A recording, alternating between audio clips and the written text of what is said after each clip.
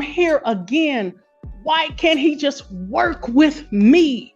And they already half do this and do that. I'm at the point where I feel like I already spoke with my benefits rep. $5.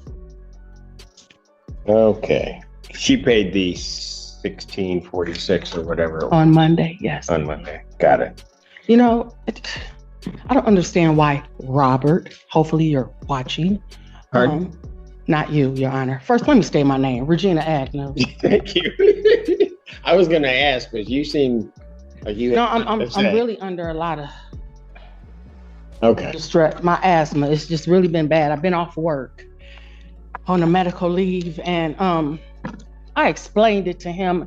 I even explained that I was hospitalized, and this is where the case gets real. The tenant isn't just late on rent.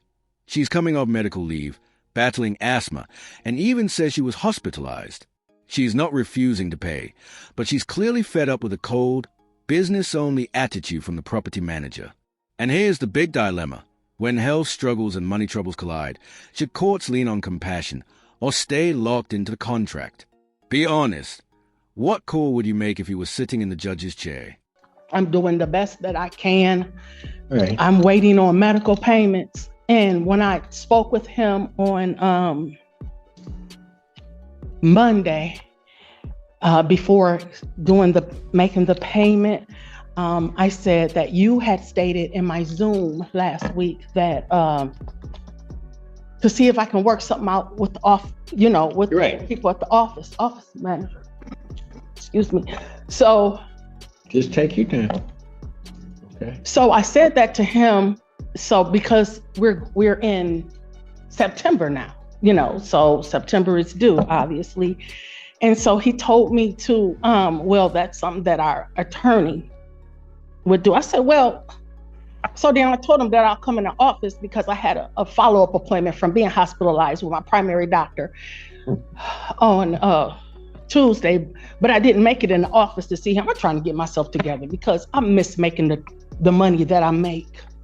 So I didn't make it into the office to have a conversation with him.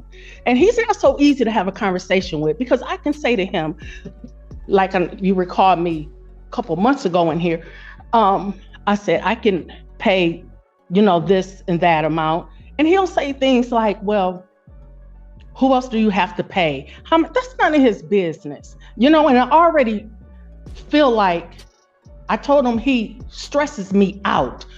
Communication is everything. And when I try to have a conversation with him, he likes to really the owner said that they're not going to renew your lease. Well, the owners act like I live in the Hamptons, with the old vintage closet doors and bulky paint on the wall. So since they bringing me to court, because I felt like he really didn't have to bring me to court because of course, yes, I need a roof over my head. I'm going to make the payments. I'm not a freeloader. I like nice things in life, but the way that apartment look, no. That does not equate with what I like. And here it is. I'm here again. Why can't he just work with me? And they already half do this and do that. I'm at the point where I feel like I already spoke with my benefits rep, UAW Legal Services, where I'm. Now things heat up. The tenant drops a bombshell. The landlord claims it costs a whopping $1,000 just to drag her into court. That only fuels her frustration. Why pour money into legal fees instead of finding a solution face-to-face? It's a classic landlord-tenant tension. Owners want certainty.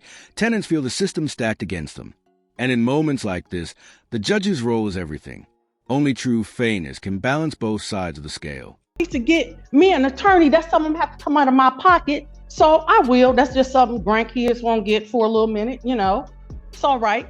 But the way he says to me, we pay $1,000 to take you to court. Well, don't take me to court. All right. I pay my court costs. And I'm saying all of this, Your Honor, to say the moral of it all is he is not easy to work with. And I need my reserve oxygen, seeing that he's not, being accepted and grateful for it. So let me ask this. Here comes a turning point. The judge steps in, slices through the back and forth, and sets a hard deadline. The 26th at 3 p.m. notice what he makes crystal clear. It's his decision, not the landlord's lawyers. That's huge. Judges aren't just referees. They're the ones who balance power with fairness. By laying down a firm date, he forces responsibility but also gives her a lifeline. It's textbook courtroom authority bringing order when everything else falls apart. Stern? Yes. Is that a bad thing? Oh yeah, not at all. Oh. No. Alan told me to be that way because I wasn't that way before. You know, seeing that I have to be on your docket, I prefer to be on this docket than a criminal docket, you know? That's probably true. All right, so get the balance paid by then. Okay. And if you have everything paid prior to that point and you're sure you got everything paid, you don't need to appear. Okay, good, because I'm Okay. released to return to work in another week. So Okay. And here's the final word. The tenant has until the 26th to clear the balance. Do it, and the case is dismissed. No extra penalties, no lasting stain.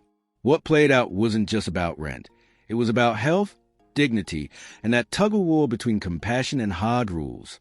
If this case hit you as hard as it hit us, smash that like button, drop your thought in the comments, and make sure you subscribe for more gripping courtroom showdowns.